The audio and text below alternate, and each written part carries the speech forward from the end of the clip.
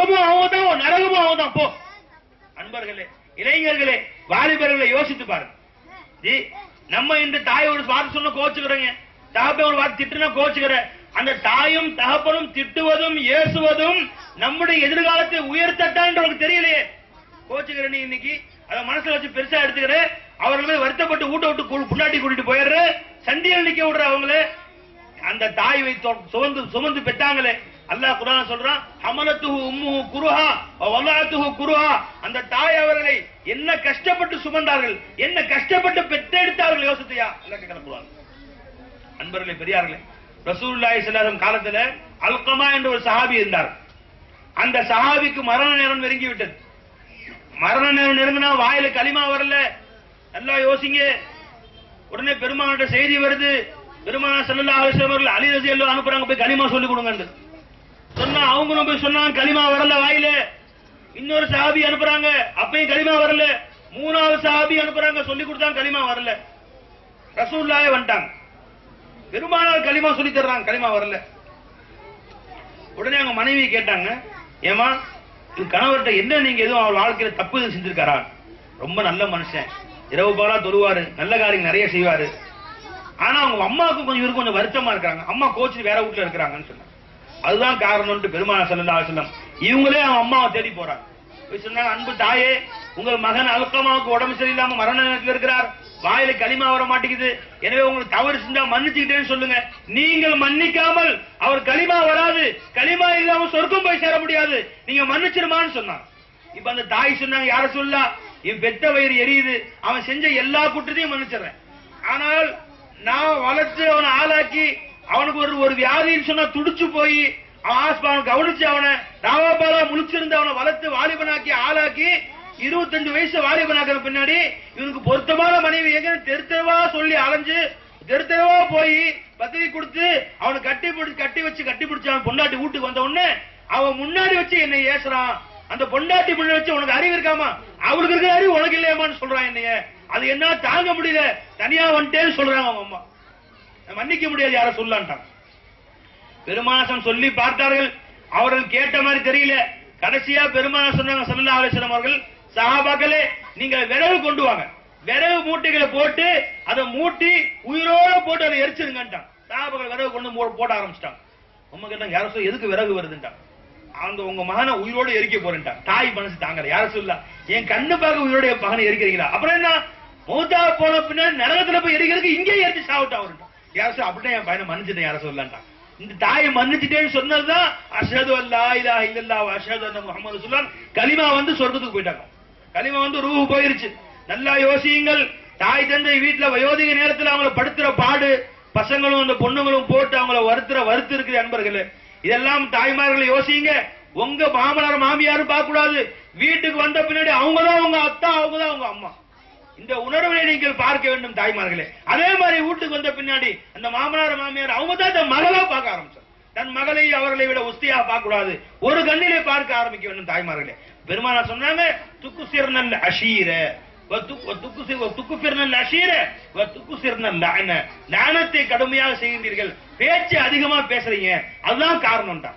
அப்ப கணவன்கிட்ட வந்து அந்த மனைவி யார பத்தியாவது பேச ஆரம்பித்தால் உடனே கணவனாக நடித்து பாருங்க, வீட்டுல பிரச்சனையே வராது. நீ காது கொடுத்து கேட்கறதுனால பிரச்சனையே வருது. உங்க அம்மா பத்தி பேச ஆரம்பிச்சாங்க, எங்க உங்க அம்மா சரியில்லை, காலையில் திட்டுனா வாய மூடு, நீ என்ன வேணா செய்.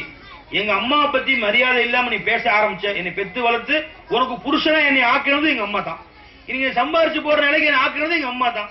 அம்மா பத்தி ஏதாவது நீ பேச ஆரம்பிச்ச, மரியாதை விட்டு வெளியே போ, கொஞ்சம் கண்டிஷனா சொல்லிதான் பாக்கணும், அவர் வாய் முடிக்குவா. நீ பேச ஆரம்பிச்சு மணிக்கணக்கா பேசி விடிய அம்மா பத்தி, அடுத்த நாள் விடிய நாத்தனாவை பத்தி பேச ஆரம்பிச்சு நீ கேட்கற பாரு, அதுதான் எல்லாத்துக்கும் முசீபத்துக்கு காரணம். அன்பர்களே, பெரியார்களே, அவ பெருமானார் சொல்ற அன்னை ஆயிஷா நாயகம் சொன்னாங்க, யார சொல்ல இந்த பொம்பளை கொஞ்சம் குட்டையா இருப்பாருன்னு சொன்ன பெருமாள் கோச்சுக்கிட்டான். எப்படி குறை சொன்ன, யாரை பத்தியாவது நல்ல செய்தி இருந்தா பேசு, யாரை பற்றியும் குறையை நீ கேட்கவே கேட்காத. அப்ப புருஷன்மாரு பின்னாடி பொண்டாட்டி கெட்டு போட்டா நீ பேசுறையே, நீதான் காரணம். அது காரணம் என்ன, அவளை ஏன் பேச வச்சு கேட்டுட்டு இருந்த? ஊரை பத்தியே பலா பேசுவா, ஏத்துட்டு தெரியுங்களா, அவ போற போச்சா, நீ ஏன் கேட்கற, எவ எப்படி உனக்கு என்ன, நீ நல்லா இருந்தியா என்று சொன்னார். உங்களுக்கு விஷயம் தெரியுமா, என்னப்பா அந்த மூணாவது ஒருத்தர் இருக்கிறான், இங்க பாரு நிப்பாட்டிக்க, என்னை பத்தி குறை இருந்தா சொல்லு, நான் கேட்கிறேன். எல்லாத்த பத்தியும் குறை சொல்லி கேட்க நான் தயாராயிருக்கேன். ஏன் எங்க வீட்டு பிரிட்ஜ்ல என்ன ரிப்பேர் மெக்கானிக் சொன்னா நான் மாத்திக்குவேன். எங்க வீட்டு மிக்சியில ரிப்பேர் என்னன்னு சொன்னா நான் மாத்திக்குவேன். எங்க வீட்டு டிவி கெட்டு போச்சு என்ன ரிப்பேர்னு சொன்னா மாத்திக்கலாம், ரிப்பேர் பண்ணி சரி பண்ணிக்கலாம். அவன் வந்து மெக்கானிக் சார் அமெரிக்காவில் ஸ்டாலின் ஒரு ஆள் இருக்கிறாரு, அவரு பேர் கோபால சுந்தரம், அவரு வீட்டு மிக்சியில இந்த மிஸ்டேக் சார்னா எனக்கு என்ன பிரச்சனை இல்ல சார். ரஷ்யாவில் ஒருத்தர் இருக்கிறாரு, அவரு பேரு என்னமோ சீனிவாசன், அவரு வீட்டுல வந்து ஒரு டிவி இருக்கு, அது இன்னென்ன இது ரிப்பேர் சார்னா எனக்கு என்ன பிரச்சனை இல்ல. எவன் வீட்டு சாமான் கேட்டா எனக்கு என்னையா, என் வீட்டு சாமான் என்ன ரிப்பேர் சொல்லி நான் திருத்திக்கிறேன். அது மாதிரி என்னில என்ன குறைகள் சொல்லு, நான் என்னை மாற்றி என்னை மனிதனாக மாற்றுவதற்கு முயற்சி செய்கிறேன், அந்த குறைகளை நீக்க முயற்சி செய்கிறேன். நீ ஊரா விட்டு குறை சொல்லி ஏன் போற, ஏன் பலாவை ஏன் கழுவுற, என்னைய பாவியா நீ ஆக்குற என்று சொன்னேன். அதோட ஓட்டர் அந்த இவர் வேற அவரு குறையை தேடி அவரு சொல்லுவாங்க, உங்க குறையை அடுத்தாடு சொல்லுவாங்க, உங்களுக்கு சொல்ல மாட்டாங்க. அப்ப எவன் வந்து அடுத்தாடு குறை நம்மட்டு சொல்றானோ நிச்சயமா உன் குறையவே அடுத்தாடு சொல்லுவான். நண்பர்களே, இதெல்லாம் பெருமானார் வாழ்க்கையில் நாம் படித்துக் கொள்ள வேண்டிய பாடங்கள். இதெல்லாம் நாம் படித்துக் கொண்டால் தான் நீங்க இருந்து எந்திரிச்சு போகும்போது ஒரு சபதம் வச்சுங்க, வாழ்க்கை எப்படி மாறும் பாரு. நீ ஊரு பலாயெல்லாம் பஜித்தூரும் கேட்கற உட்காந்து, சில பேர் பஜித்தூரும் பள்ளிவாசலே உட்காந்துறான். ஏன் இங்க இருந்து சேகரித்து எதுக்கான வெளிநாட்டு கொண்டு போட்டு தெருவில் கொண்டு போகணும், பள்ளிவாசல்லே விட்டுட்டு போயிடலாம் நன்மை என்று அங்கே உட்காந்து பலா கழுவி போயிடறான். மோதினாரை பத்தி பலா, மேம் பத்தி பலா, எல்லாத்த பத்தியும் பலா கழுவி. அவர் பாருங்க 3000 சம்பளம் கொடுக்குறோம், 10,000 500 எக்ஸ்ட்ரா கொடுங்க பேசு மேம். உன் பையன் எவ்வளவு சம்பளம், 20,000 ரூபாய். அது துவா செய்யுங்க, எதுக்குங்க 20,000 சம்பளத்தில் இருக்கிறான், பத்த மாட்டேங்குது, 40,000 ரூபாய் சம்பளம் வெளிநாட்டு கிடைக்கிற மாதிரி. அப்போ இழிச்சா வாங்க மோதினாரும் பேசுமாமோ எப்படிங்க, வெக்க மானம் இல்ல. மன்னாருக்குள்ள 5000 கடை இருக்கும், சின்ன பெரிய கடையெல்லாம் விட்டுருங்க. சரி, முஸ்லீம் கடை ஒரு 1000 கடை இருக்கும். ஒரு கடைக்கு ஒரு மாசத்துக்கு ஒரு 100 ரூபாய் கொடுத்தா எவ்வளவு காசாச்சு? இமாம் சாஹிப் 10,000 கொடுத்தா எவ்வளவு சந்தோஷமா தொழு வைப்பாங்க அவங்க, எவ்வளவு சந்தோஷமா பயான் செய்வாங்க அவங்க. அது கொடுக்க வக்கீல்ல ஆளுக்கு ஒரு 100 ரூபாய் போட்டு இமாம் கொடுக்க முடியாது. ஏன் இந்த மேலராஜ வீதி மஹல்லால எவ்வளவு பேர் முஸ்லீம் இருக்கிறாங்க? ஒரு மனுஷனுக்கு ஒரு குடும்பத்துக்கு ஒரு 100 ரூபாய் கொடுத்தா இமாமுக்கு ஒரு 10,000 கொடுக்க முடியாது. இமாம் சாஹிபுக்கு அன்பர்களே எவ்வளவு சம்பளங்க? 3000 ரூபாய்.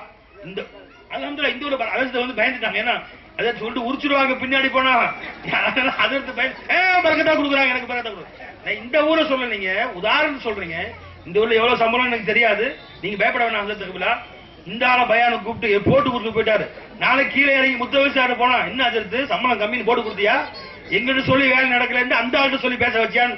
அன்பர்களே அப்படி இல்லை, நான் உதாரணம் சொல்றேன். எத்தனையோ தமிழ்நாட்டு போய் கேட்டு பாருங்க, இந்த ஊரை விட்டு நான் பறக்கத்தை அல்ஹம்துலில்லாஹ் அல்லாஹ் இந்த ஊரை ஆபாலாக்கி வைப்பான். எந்த ஊரிலே நீங்கள் இமாமையும் மோதினையும் கவனிக்கிறீங்களோ, அவர்கள் வாழ்க்கையை மேலாக்குறீங்களோ, அந்த ஊர் அல்லாஹ் ஆபாதா வைப்பாங்க. அன்பர்களே, எத்தனையோ ஊர்கள் நான் போய் கேட்டிருக்கிறேன், இமாமுக்கு 2000 ரூபாய் சம்பளம், 3000 ரூபாய் சம்பளம், மோதின் சாஹிபுக்கு 1000 ரூபாய் சம்பளம். இதெல்லாம் கேவலமான வாழ்க்கை. என்ன ஒரு நாளைக்கு ஒரு 100 ரூபாய், என்ன ஒரு கறி வாங்கலாம் 300 ரூபாய். எங்க ஊர்ல இங்க ஊர்ல எவ்வளவு 300 400 ரூபாய். எப்படி அவர் கறி வாங்க முடியுமா? அவரால் என்ன செய்ய முடியும்? இதெல்லாம் யோசிக்க வேணும். நாம் சம்பளம் கொடுக்குறவங்க. அன்பர்களே, பெரியார்களே, எதுக்காக ஞாபகப்படுத்தினேன்? நம்முடைய வாழ்க்கையை நாம் கொஞ்சம் கொஞ்சமாக மாற்ற வேண்டும். இப்ப கேட்டீங்க செய்திகளை, இன்ஷா அல்லாஹ் ஒவ்வொருத்தரும் எல்லா செய்தியும் இல்லாட்டி பரவாயில்ல, அதுல சொன்ன இந்த செய்தியை நான் நிச்சயமா அமல் செய்வேன். ஒரு செய்தி வச்சுக்கிட்டீங்களா? இன்ஷால்ல இன்ஷா அல்லாஹ் சேரம் வீட்டுல போய் எப்படிங்க விளங்க அழகா பயான் செஞ்சார். என்ன செஞ்சாரு? அதுதாண்டி விளங்கல, அழகா பயான் செஞ்சார். அது ரொம்ப நல்லா இருந்துச்சு. என்ன சொன்னாரு? அதுதான் தெரியல. நல்லா கேட்ட கேள்வி கேட்டப்போ அதுதான் எனக்கே தெரியல. என்ன சொன்னாருதான் விளங்க முடியல. யோசிச்சு சொல்றேன், அதோட முடிஞ்சு. அப்படி இல்லை, குறைஞ்சது இன்னைக்கு ஒன்று சொல்றேன், பிறரை பற்றிய குறையை என் காதால கேட்க மாட்டேன். எல்லாம் தௌபா செய்றேன். சொல்லுங்க, அஸ்தோஃபிருல்லாஹ ரப்பி மின் குல்லி தன்பின். சத்தமா சொல்லுங்க. நான் ஒருத்தன் கத்துறது இவ்வளவு பெருசு, நீ மைக்கில கத்துறையா? அப்படிங்க. அஸ்தோஃபிருல்லாஹ ரப்பி மின் குல்லி தன்பின் வ கதியத்தின் வ அதூபு இலை. நான் அல்லாஹ் இடத்திலே பாவ மன்னிப்பு கேட்கிறேன். நான் செய்த அனைத்து பாவங்களை விட்டும், சிறிய பாவங்களை விட்டும், இன்னும் பெரிய பாவங்களை விட்டும், இன்னும் அவனிடத்திலே தான் நான் மீளுகிறேன். அல்ஹம்துலில்லாஹ். இந்த சொன்னா அல்லாஹ் தஆலா பாவங்களை மன்னிச்சிடறான்டாங்க. சொல்லலாம், உங்களுடைய எல்லா பாவங்களும் எல்லாம் மன்னிச்சிடறான்டாங்க. இனிமேல் நம்ம பட்டோலை தூய்மையா வச்சுங்க. யாரை பத்தி யாரும் வந்து சொன்னால், உன் ஃப்ரெண்டு நெருங்கிய ஃப்ரெண்டு தான், அந்த அண்ணன் தம்பி தான்,